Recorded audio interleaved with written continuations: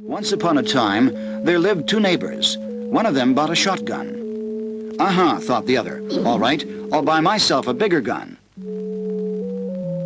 What could this mean, thought the first neighbor.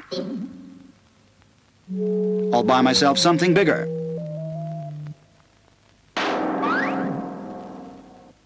A finales de los años 60 parecía que la Unión Soviética sería capaz de igualar el arsenal nuclear de los Estados Unidos. Las dos superpotencias se encontraban ante un gran dilema: ralentizar su competición, proceso que recibió el nombre de détente, vocablo francés cuyo significado es distensión, o continuar con una carrera de armamentos que podría desembocar en una guerra mundial.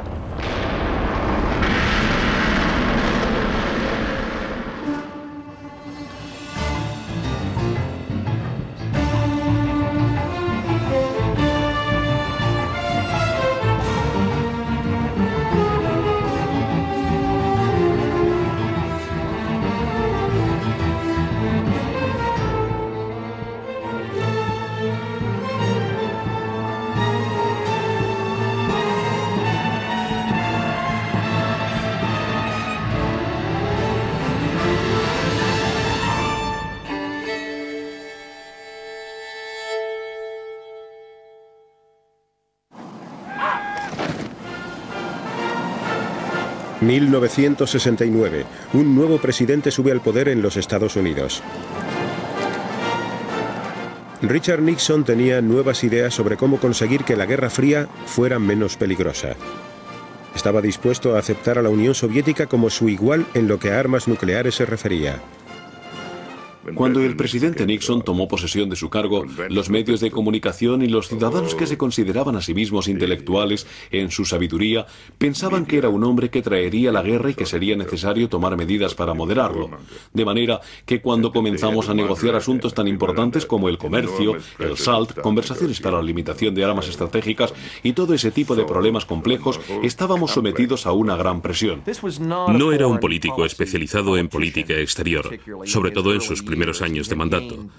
Fue ganando poder aprovechando el gran miedo rojo que definía el periodo de McCarthy en la política estadounidense. También conocía, y este era un factor muy importante, la burocracia. Sabía que a menudo las potencias más beligerantes y complejas con las que tendría que tratar no serían la Unión Soviética y China, sino el Departamento de Estado, la CIA, el Pentágono o el Departamento de Defensa, con esas fuerzas desplegadas a orillas del Potomac.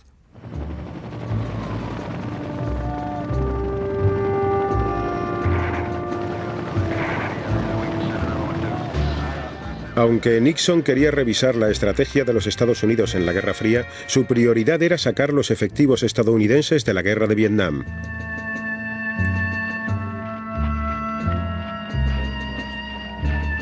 En 1969 este conflicto ya había acabado con la vida de 30.000 soldados y aún no había llegado a su fin.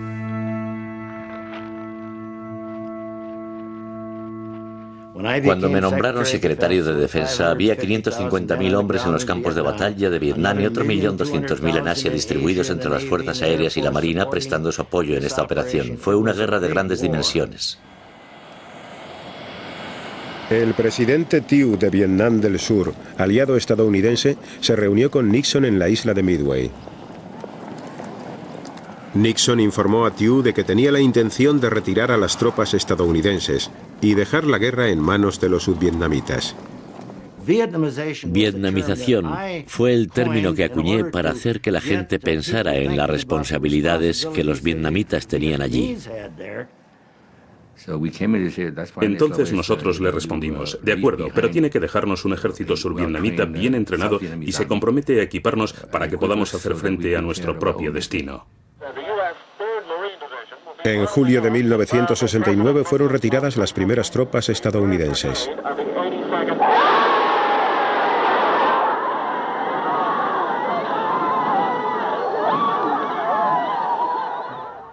Tanto Nixon como Kissinger sabían las consecuencias que la guerra tenía en nuestra sociedad, las controversias, las distracciones, el coste financiero y el terrible precio en vidas humanas entre los estadounidenses, vietnamitas y el resto de los contendientes. Además, interfería en la política exterior. Esta es una de las razones por las que Nixon trató de iniciar un acercamiento hacia China y de mejorar sus relaciones con Rusia, forzar la negociación de Vietnam y mostrar un movimiento hacia adelante de nuestra política exterior que demostraría que la guerra de Vietnam no nos había dejado paralizados. Pero el régimen de Hanoi también puso en práctica medidas de presión, llevando a cabo una nueva ofensiva en el sur. Los generales estadounidenses propusieron bombardear las bases que los norvietnamitas habían instalado en el territorio neutral de Camboya. Nixon accedió al bombardeo, pero insistió en que los ataques a Camboya se mantuvieran en secreto.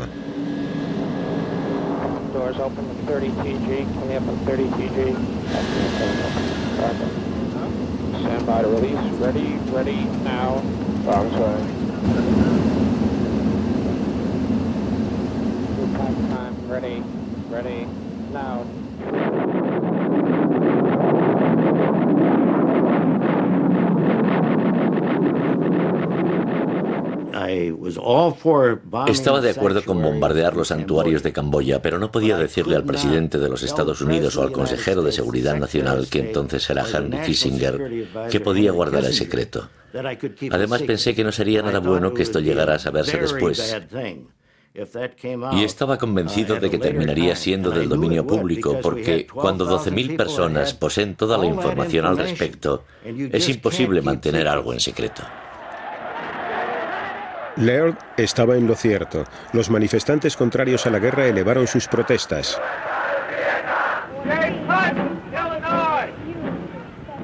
Estaban gritando los nombres de los soldados que perdieron la vida en Vietnam. Richard Nixon podía mirar por la ventana de la Casa Blanca y ver una muchedumbre que protestaba en la calle por la guerra de Vietnam, por ejemplo. Sacó del bolsillo una tarjetita de 3x5 y le echó un vistazo. Las encuestas demostraban que de un 70 a un 75% del pueblo de los Estados Unidos confiaba en él. Entonces dijo, no voy a dejar que esta gente que está en la calle decida la política exterior de este país. So tonight, to you, the great silent majority of my fellow Americans, I ask for your support. I pledged in my campaign for the presidency to end the war in a way that we could win the peace. I have initiated a plan of action which will enable me to keep that pledge. The more support I can have from the American people, the sooner that pledge can be redeemed.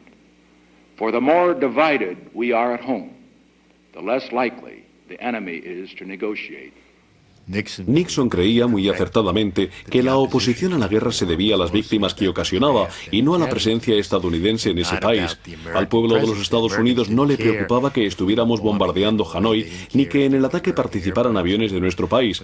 Lo que no les gustaba es que los jóvenes estadounidenses fueran reclutados y enviados a Vietnam, donde les esperaba una muerte segura. El bombardeo de las bases comunistas en Camboya no fue una cura milagrosa. Okay. 100 meters away from it now, just from there. Los soldados estadounidenses fueron nuevamente atacados en Vietnam del Sur. All right, who's wounded? All right, give me some cover.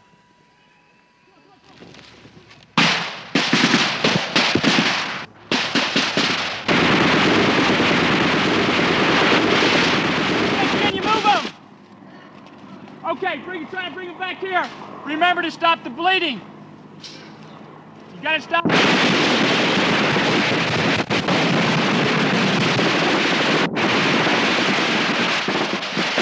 Nixon ordenó entrar en Camboya. Anybody out here? Do you feel the people are united behind you, Mr. President? As far as the people are concerned, I have no judgment on that. All that I can say is that I know that I did what I believed was right. And in what really matters is, as far as the people are concerned, is whether it comes out right. If it comes out right, that's what really matters. Leave this area immediately. Leave this area immediately. La decisión de Nixon de invadir Camboya provocó violentas protestas en los campus estadounidenses.